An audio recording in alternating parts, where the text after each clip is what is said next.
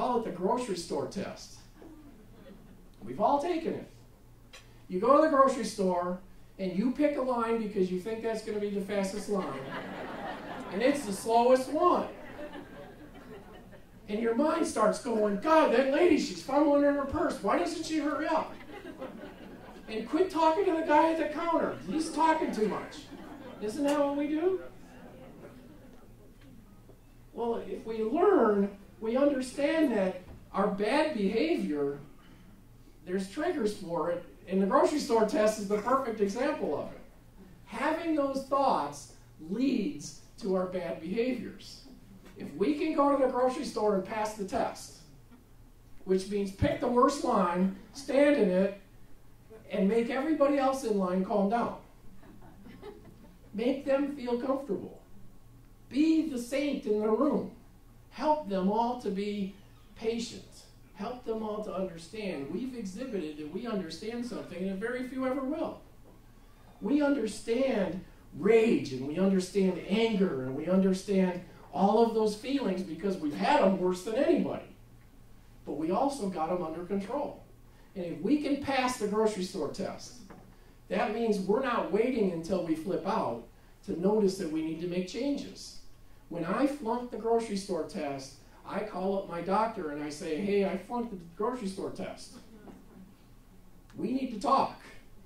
I need to go to my relationship counselor and say, I flunked the grocery store test.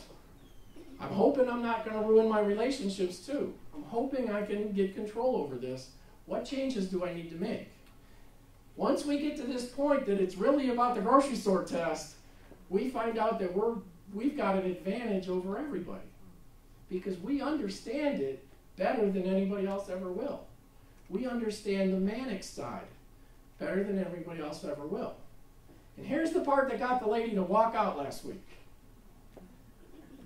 About a month or two ago, I have a website. And I have a bunch of people who I'm responsible for their email. And I actually have 12 different websites running. And all those people are flunking the grocery store test really bad. Because my server crashed, and they're not getting their email and their websites down. And they're flipping out. And here's the bipolar guy going, it'll be okay, calm down. And I go to the server, and I call a company, and I had to rebuild the entire thing, and it still didn't work.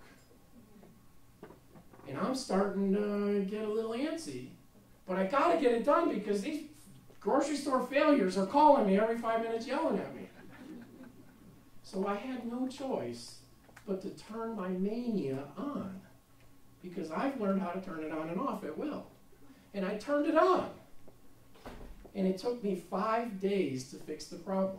For 5 days, I had to stay up. I had to think like crazy. I had to calm all these people down all day long. And I had to go to the grocery store twice a day and go, can I still pass this test? And I had to, in case I was fooling myself, I had to ask my wife repeatedly. I had to ask all the people that were with me, am I still acting in the best manner possible? And they were all quite surprised that I was capable of being in that state and still acting calmly. And if I can get to there, why can't all of us? And when we get there, bipolar is no longer an illness, it's our advantage because we have total control over it. We totally understand it. We understand things on the high side, on the low side, and on the hallucination side that other people never will because they're never going to have these experiences.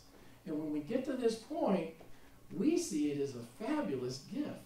We see it as the best thing that ever happened to me. My state is the best thing that ever happened to me. And I can't imagine a life without it. I can't imagine it. I don't want it to go away.